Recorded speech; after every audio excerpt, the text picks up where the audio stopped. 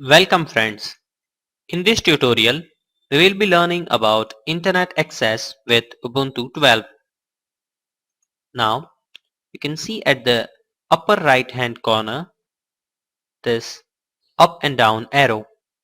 Click here and you will find wired connection, disconnect and other connection options.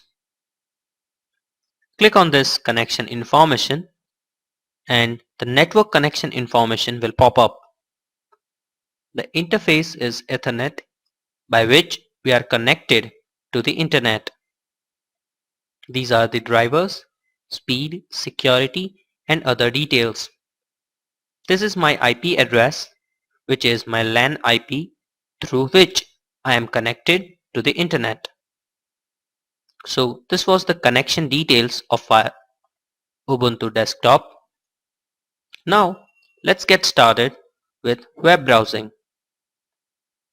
Go to Firefox web browser or any other web browser if you have installed in your Ubuntu. Now this is a very typical web browser. Here is an address bar. Type in any website where you want to go. For example, yahoo.com. As you click on go, it will take you to that website and then you can surf the website with ease.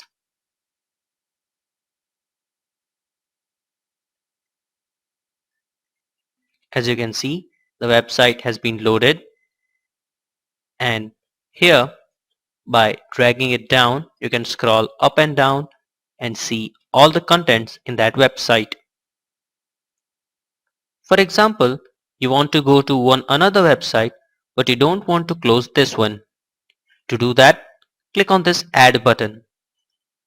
It will open up a new tab and here you can go to another website.